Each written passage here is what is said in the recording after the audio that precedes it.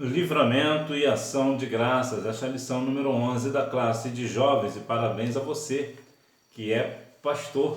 E por que não dizer parabéns a você, jovem pastor, que talvez hoje ainda não, mas amanhã depois pode ser que o Senhor te chame para este negócio.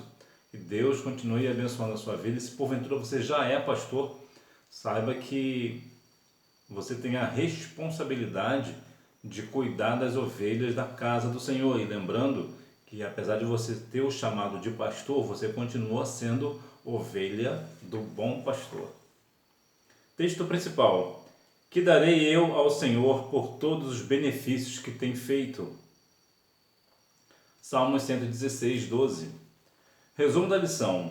O exercício da virtude da gratidão é uma ação vertical para com Deus e, ao mesmo tempo, uma ação horizontal para com o próximo. Nós devemos sempre sermos gratos ao Senhor por todas as coisas que Ele tem feito em nossa vida. Entretanto, nós também devemos ter gratidão por pessoas que realmente nos ajudam, nos auxiliam em várias partes, né, da nossa vida, nossa esfera espiritual ou não, que nós devemos sempre ser gratos ao Senhor, né, e também aquelas pessoas que são realmente importantes para nós, que ajudam a cada um de nós a sermos a quem nós somos. E porventura você já agradeceu ao Senhor pela sua vida, por tudo aquilo que o Senhor tem feito na sua vida? E uma pergunta um pouco mais, digamos, fazer a gente pensar. Se porventura hoje você tivesse somente aquilo que você agradeceu ontem ao Senhor, o que você teria? Ou você não teria nada porque você não se lembrou de ser grato ao Senhor ontem? A gratidão faz com que nós tenhamos mais da parte do Senhor e até mesmo dos homens, né? Imagina que, por exemplo, você recebeu um presente e você foi ingrato pelo presente. Possivelmente no próximo ano você não receberá. Por que não? Porque a pessoa que te deu o presente vai lembrar que você é uma pessoa ingrata.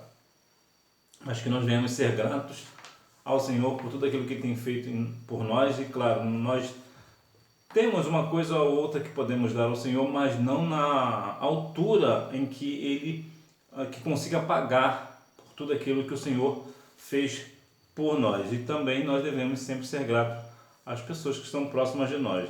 Introdução. Nesta lição estudaremos o privilégio de cultivar a gratidão em nossa vida. Veremos que por ocasião de um grande livramento do salmista, ele propôs apresentar atos de ações de graça pelo que Deus fez em sua vida. Atos de ações de graça.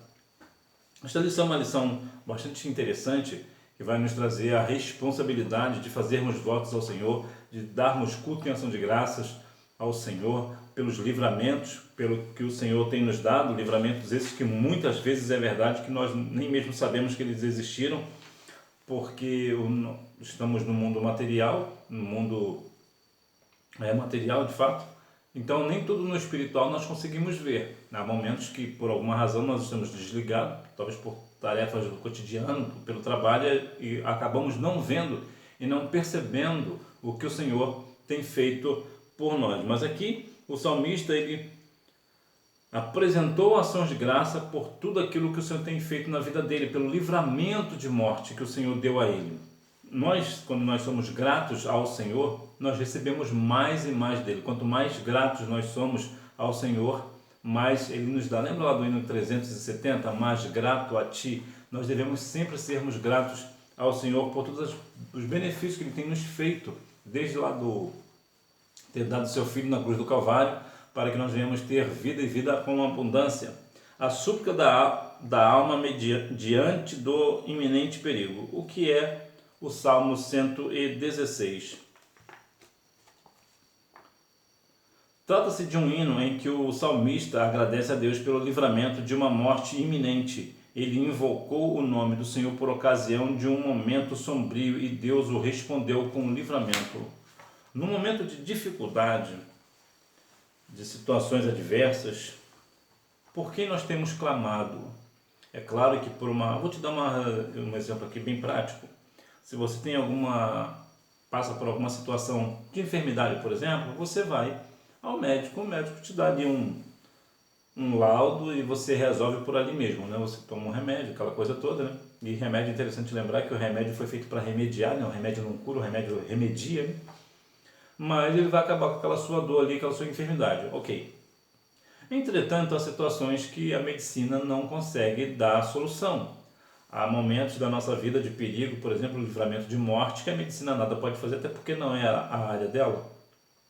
Então, por que nós temos clamado no momento de dificuldade, de situação adversa, que nós não temos nenhuma força para fazer nada, não há o que fazer, não está no nosso controle, não está na nossa jurisdição fazer algo? A quem nós devemos clamar? Veja que o salmista ele clamou ao nome do Senhor numa ocasião de morte, num risco de morte que ele estava por acontecer em sua vida, e o Senhor deu livramento. O Senhor sempre vai nos livrar quando nós clamarmos por Ele. É claro, dizendo que o Senhor sempre vai nos livrar, até um pouco contraditório na verdade, né? Porque haverá um momento ou outro que realmente nós teremos que partir para a eternidade. Mas, de modo geral, quando nós estamos com uma dificuldade e nós clamamos ao Senhor, lembra o Salmo 121, eleva meus olhos para o monte, de onde me virá o socorro? Meu socorro vem do Senhor que fez os céus e a terra, o Senhor é o nosso socorro. Salmos 46 também vai nos dizer isso, Salmos 46, 1, né? Deus é o nosso refúgio e fortaleza, socorro bem presente na hora da angústia. Então, quando nós estamos angustiados, com situações difíceis, quando nós não temos o que fazer, nós chamamos pelo nome do Senhor. Cordéis de morte e angústias do inferno. Não havia nada, do ponto de vista humano, que o salmista pudesse fazer. A única coisa possível era invocar o Senhor. Há momentos da nossa vida que a única coisa que nos resta é justamente isso. Clamar pelo nosso único recurso. E falando de recurso, o Senhor, Ele é o nosso refúgio e fortaleza. Ele é o nosso socorro, Ele é o nosso recurso principal. Entretanto, por algumas situações, como por exemplo que eu falei da medicina, por exemplo, você está passando por uma situação, você vai ao médico e resolve. Está passando por uma dor por alguma razão, você vai lá e resolve. Por quê? Porque você tem um recurso para fazer isso. Você tem talvez o sistema de saúde que vai te oferecer uma situação e você consegue fazer aquilo ali. Mas há momentos que somente o Senhor é o nosso único recurso. Há situações que passamos na nossa vida, às vezes até no geral, né? De endividamento, uma dívida que nós não podemos ser paga. Lembra lá sobre a 2 Reis capítulo 4, o azeite da viúva? Ela não tinha como pagar a dívida. Então aquilo ali era impossível para ela fazer. O que Eliseu fez?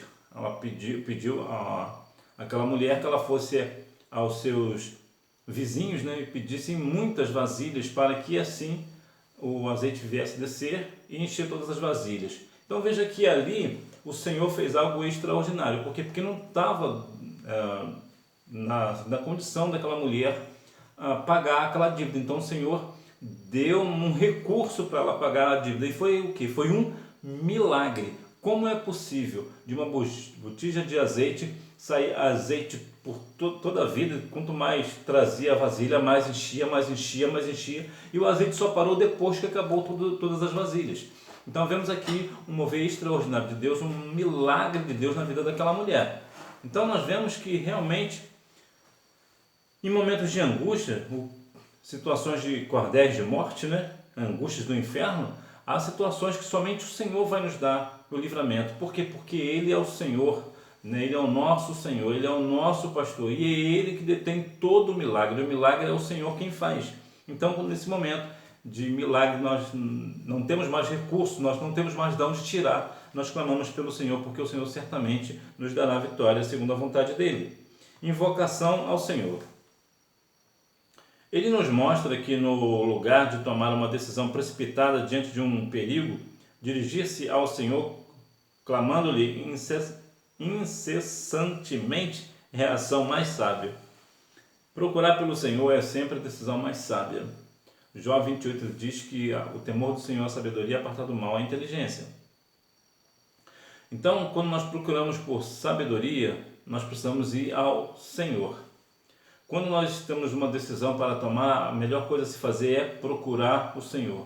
Pedir orientação ao Senhor, porque o Senhor vai nos dar uma direção. Nós precisamos ter fé no Senhor, porque quando nós invocamos o nome do Senhor, o Senhor nos dará vitória. Davi estava numa grande luta, né, ali com Golias, e ele falou uma coisa muito interessante: eu vou a ti em nome do Senhor dos Exércitos. Veja que Davi, ele invocou o nome do Senhor, ele chamou pelo nome do Senhor. Então, quando nós estamos numa situação de perigo, veja que aquele filisteu que estava afrontando Israel foi derrubado com uma pedrada na testa. Então, veja por quê? Por causa do nome do Senhor. Davi não derrubou Golias porque ele era a pessoa que sabia que ele era habilidoso, né? Realmente ele era habilidoso, mas não foi a habilidade dele que fez com que Davi caísse. Foi o nome do Senhor. Então, que nós devemos sempre enfocar o nome do Senhor quando nós estivermos diante de um grande problema. O poderoso livramento do Senhor, piedoso, justo e misericordioso. Os versículos 5 e 6 revelam a natureza do caráter de Deus. As palavras que a descrevem são piedade, justiça e misericórdia. Deus jamais age de maneira contrária à sua natureza, ou seja, ele não age de maneira ímpia, injusta e odiosa. Então veja aqui 3 pontos. O Senhor, ele é piedoso, ele tem piedade de nós. Quando nós pecamos, por exemplo, e reconhecemos que estamos errados e vamos ao Senhor, ele tem piedade de nós. O próprio Davi teve isso lá no Salmo 51:10, né? Não retire de mim o seu Espírito Santo. Ou seja, ele reconheceu que ele estava errado, mas o Senhor, por piedade, por misericórdia, não houve ali uma consequência pior para Davi. Houve sim as consequências, mas não houve uma consequência pior, que foi o quê? A retirada do Espírito da vida dele. O Espírito continua. O Senhor também, ele é justiça. É interessante lá em Lucas 18, que vai falar sobre o juiz iníquo. Ele não temia a ninguém, mas aquela mulher precisava que alguém fizesse a ela justiça. Então o Senhor nos dá ali uma ideia que assim como aquele homem, aquele juiz, era uma pessoa ímpia e fez justiça àquela mulher, imagina o nosso Senhor, que é o nosso juiz, que é justo, né, que é piedoso. Esse também certamente fará justiça sobre nós. O Senhor também é misericordioso. A misericórdia do Senhor são a causa de nós não sermos consumidos. Põe o seu rosto no pó, porque talvez ainda haja esperança. Lamentações 3:29. Então veja que o Senhor, em 3:22 também de Lamentações, também vai te dar um norte sobre este negócio. Então o Senhor, ele tem misericórdia de nós, né, do seu povo. A vida pertence a Deus. A ideia aqui não é de que a morte do justo seja vista com alegria pelo Senhor, como se ele a desejasse. O Salmo trata da gratidão do salmista pelo livramento dado por Deus, pois para ele nossas vidas são preciosas, têm um valor incomensurável, e mesmo a nossa partida está dentro dos cuidados de Deus. Sim, quando nós vamos partir para a eternidade, o Senhor sabe de todas as coisas. Quando falamos que é preciosa a morte do justo diante do Senhor, é porque realmente é preciosa mesmo, ou seja, ela é cara, custa caro. Lembra lá de Lázaro? O Senhor, quando foi ressuscitar Lázaro, Jesus chorou. Por quê? Quando soube da morte de Lázaro, por que Jesus chorou? Porque a morte, ela é preciosa, ela custa caro. Então o Senhor sentiu a dor ali de ter perdido o amigo, né? Também pode ser também da questão da incredulidade do povo.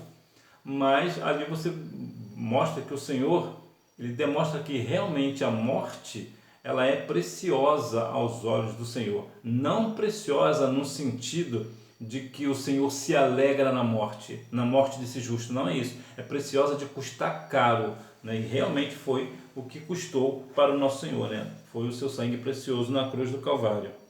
Experimentando o favor de Deus. Faça um exercício com a sua memória. Recorde um grande livramento de perigo que você experimentou. Essa experiência pode ser um instrumento de muita edificação espiritual para você e outros jovens em Cristo. Se você for buscar aí na sua memória, certamente você vai se lembrar de alguma situação de morte que o Senhor tenha livrado a sua vida, né? Um acidente de automóvel, por exemplo, ou até mesmo um desastre aéreo, ou até vida de cotidiano. De repente você vive numa cidade perigosa, violenta, e o Senhor te deu o livramento de morte. e tantas outras coisas, tantas outras questões. Então, quando você comenta isso, esse livramento com alguém, uma pessoa cristã ou até mesmo uma pessoa não cristã, essa pessoa que é cristã, a sua vida será edificada, né? Essa pessoa que estará ouvindo o seu testemunho terá uma vida edificada, porque vê que realmente o Senhor está com você. Então, se o Senhor te livrou, pode livrar ela também. E quando você fala isso para uma pessoa que não é cristã, a pessoa vai entender que se o Deus cuida de você, pode cuidar dela também. Então, sempre que nós temos uma experiência com Deus, uma experiência que eu digo no sentido de reconhecer que o Senhor nos livrou de alguma coisa, que o Senhor fez um milagre em nossa vida, e nós testemunhamos este negócio, a vida das pessoas são edificadas pelo nosso testemunho, porque as pessoas veem que verdadeiramente o Senhor cuida dos seus, porque muitas vezes nós falamos que o Senhor cuida de nós e cuida mesmo, mas nós nunca falamos nada, nós nunca testificamos disso. Então isso sugere, quando você e eu falamos que o Senhor dá livramento e nós nunca contamos um livramento, isso sugere que nós estamos mentindo. Eu tenho aqui duas questões, por exemplo, do livramento de morte que o Senhor me deu. Uma, que foi uma vez que eu estava numa praça, já contei aqui outras vezes, mas só para resumir, e o Senhor me deu o livramento de morte. Uma outra vez, eu estava trabalhando numa empresa, a empresa foi assaltada e um homem disse que iria esmagar a minha cabeça com uma marreta, mas o Senhor me deu vitória, ou seja, o Senhor me deu livramento. Então, sempre que eu tenho oportunidade, eu sempre menciono essas coisas, porque para edificar as pessoas, para que as pessoas vejam que realmente o Senhor tem me dado livramento de morte. A ação de graças como expressão no culto público, a virtude da gratidão. Diante do livramento do cantor, surge a pergunta: o que darei eu ao Senhor? Os benefícios são imensos, os favores de Deus são muitos, então o salmista responde: tomarei o cálice da salvação. Temos que observar sobre a questão da salvação. Quantas pessoas hoje não falam da salvação como outrora? Antes, a questão mais importante para o cristão era ser salvo. Hoje parece que isso perdeu um pouco do valor. Parece que outras coisas são prioridades na vida do cristão. Isso não deve ser assim. Algo mais importante na vida de qualquer cristão é ser salvo na pessoa de Cristo. Pagarei meus votos. A Bíblia diz que se você fizer um voto ao Senhor, cumpra. É melhor você não votar do que você votar e não cumprir. Isso é muito importante que nós venhamos compreender, principalmente nos momentos de dificuldades. Por que isso é importante? Num momento de suplício, né, de desespero, nós falamos qualquer coisa, nós pensamos em qualquer coisa. Se o Senhor me der vitória, eu vou fazer isso, eu vou fazer aquilo. E você sabe que você não vai fazer. Aí o Senhor te dá vitória naquela situação, e aí como é que você fica? Vai fazer igual Jefté, que fez um voto insensato ao Senhor? Ele poderia e deveria ter voltado atrás naquele voto que ele fez de entregar a primeira pessoa que viesse a ele. Mas ele não o fez. Mas aquilo ali demonstra o quê? Que ele foi uma pessoa insensata. Ele falou aquilo num momento talvez de euforia, ele não pensou, nem euforia, né? Ele falou sem pensar, né? Que realmente o Senhor iria dar vitória a ele. Talvez ele até tenha duvidado que Deus iria dar vitória a ele. Então ele fez um voto insensato. E é importante lembrar que o Senhor não aceitou o sacrifício de Jefté. Aquilo ali foi um voto que ele fez a Deus, ele cumpriu o voto ao Senhor, mas o Senhor não aceitou este negócio. Então uma coisa é também a gente dar um culto ao Senhor e ele aceitar, né? Isso aí são coisas diferentes. Então nós devemos pagar o nosso voto, mas o nosso voto tem que ser um voto sensato. Se eu estou numa situação de perigo e eu vou fazer um voto ao Senhor, eu preciso medir as minhas palavras, porque se o Senhor me der vitória, eu vou realmente cumprir aquele negócio? Está realmente no meu coração cumprir? Então, se eu tenho dúvida sobre isso, é melhor eu não fazer, é melhor eu não falar. É melhor eu guardar os meus lábios de falar algo para o Senhor, prometer algo para o Senhor e não cumprir. Então isso é muito importante. Oferecerei sacrifícios de louvores. Hoje em dia é algo um pouco difícil, né? Porque nos louvores que está tendo hoje, só o sangue do Cordeiro. Então nós devemos, sim, ter um sacrifício de louvores. E aqui esses sacrifícios de louvor eu vou trazer aqui no sentido bem espiritual do negócio, porque o louvor aqui pode tanto ser o louvor propriamente dito, né, o cantar louvores ao Senhor, como também usar o meu corpo para glorificar o nome do Senhor. E isso pode ser em várias esferas, ou seja, eu ser um verdadeiro adorador, independente da forma que eu estou adorando, né? Ser verdadeiramente adorador, porque uma coisa é cantar bonito na igreja, isso é bonito, mas como já dizia a cantora Hélida, o canto é bonito, mas não vai salvar. Então veja que é importante que nós venhamos realmente oferecer sacrifícios de louvores aqui no sentido geral, amplo do negócio. Realmente glorificar o nome do Senhor. E finalmente invocarei o nome do Senhor. Sim, nós devemos sempre invocar o nome do Senhor e dar a Ele toda a honra, glória, louvor e adoração a qual Ele merece. Culto público, um ambiente de gratidão. O culto é o ato de encontro entre Deus e o seu povo. Quando prestamos o culto a Deus, o fazemos de maneira que o Senhor venha receber o que levamos, isto é, a nossa própria vida. O culto público é um momento de que você está diante do Senhor, com seu coração aberto, louvando e engrandecendo ao seu santo e poderoso nome. Nós temos que prestar um culto ao Senhor. E isso é importante, nós temos que compreender que muitas vezes nós dizemos que o Senhor nos deu um culto alegre. Não, não é o Senhor que nos dá um culto alegre. Somos nós que damos um culto alegre ao Senhor pelos seus atos poderosos. Somos nós que prestamos um culto a Deus e não o contrário, de maneira nenhuma. Então nós devemos dar um culto alegre ao Senhor, glorificar a beleza da sua santidade, exaltar o nome do Senhor, estarmos alegres por tudo aquilo que o Senhor fez por nós. Então o culto público é um momento importante que toda a igreja está reunida, então cada um tem louvores, tem salmos, tem visão e revelação da parte do Senhor, e que nós venhamos continuar glorificando ao nome do Senhor, porque talvez passamos num vestibular, fomos batizados com o Espírito Santo, né? Tivemos uma cura de uma enfermidade, uma porta de emprego se abriu, ou teve uma grande promoção no trabalho. Temos tantos para engrandecer o nome do Senhor, temos tantos motivos para engrandecer o nome do Senhor, e muitas vezes estamos no culto com a boca fechada. Isso não deve ser assim. Você jovem que tem essa garganta aí abençoada, põe para fora, glorifica o nome do Senhor, exalte o nome do Senhor com todo o seu pulmão novo aí, esse pulmão aí da parte de Jeová, glorifica o nome do Senhor, porque Ele é digno de toda honra, glória, louvor e adoração. E você invocando o nome do Senhor, glorifique também ao seu santo e poderoso nome. Conclusão. Você tem tido uma atitude de gratidão a Deus? Isso é uma pergunta muito interessante, não? Quais pessoas foram instrumentos de bênção para a sua vida? Isso também é outra coisa interessante, porque nós nunca somos gratos a essas pessoas, não? Nós devemos sermos gratos uns para com os outros. É preciso trocar as murmurações, as críticas e a irritabilidade com as coisas que não temos domínio pela perspectiva da gratidão. Tem coisas que você não tem nenhum domínio sobre certas situações. Então vamos glorificar o nome do Senhor, sermos gratos ao Senhor. Creia nisso, a vida fica muito mais leve. Não por acaso o apóstolo Paulo declarou: porque já aprendi a contentar-me com o que tenho. Isso só é possível por meio de um estilo de vida que cultive a virtude da gratidão. Ser grato é algo que sempre vai trazer algo novo para você. Quando você recebe um presente, independente de qual presente seja, você é grato ao Senhor, sempre virá outros. Eu lembro quando eu era garoto, eu curtia muito uma banda, e uma vez a minha avó me deu um presente. E era um LP, né? E eu fiquei feliz porque eu certamente era daquela banda, era de uma pessoa que eu não gostava. Eu fiquei triste a beça com o presente, mas eu fui grato à minha avó por aquilo, né? Pelo presente que eu recebi. Né? E outros presentes vieram outros, mas minha avó, ela foi instruída errada. Alguém, para fazer uma brincadeira comigo, disse que eu gostava de uma pessoa que eu não gostava, que eu não curtia.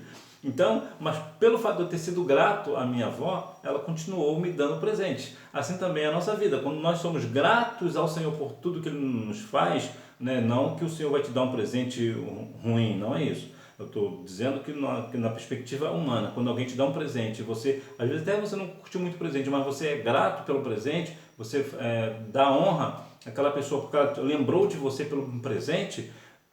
Isso dá a você a possibilidade de continuar recebendo presente. Mas se você for uma pessoa ingrata, certamente não vai receber mais presente. E se falando da perspectiva espiritual, nós devemos sim ser gratos ao Senhor por tudo aquilo que Ele tem feito. Lembra que a Bíblia diz lá em Tessalonicenses? Em tudo dai graça. Então vamos dar graça ao Senhor por tudo aquilo que temos e até mesmo por aquilo que nós não temos, né? Hora da revisão. Número 1. Ele se encontra na categoria dos salmos de louvor ou de ação de graças. Número 2. O termo invocar tem um peso forte nas Escrituras, quando o ser humano se coloca diante de Deus para buscá-lo em oração. Número 3. As palavras que a descrevem são piedade, justiça e misericórdia. Número 4 é também ativar na memória lembranças das bênçãos de Deus, pois jamais podemos esquecer o que Ele fez. Número 5, neste contexto, o culto público é o espaço adequado e especial para oferecermos a Deus a nossa ação de graça, que nós venhamos realmente sermos gratos ao Senhor por todas as coisas que Ele tem feito em nossa vida, que não são poucas, e que nós venhamos continuar dando graças a Ele no livramento e ação de graça. Que Deus continue abençoando a sua vida, que você tenha uma boa aula. Não deixe de ir à Escola Bíblica Dominical, até porque quem faz a escola é o aluno. Tchau!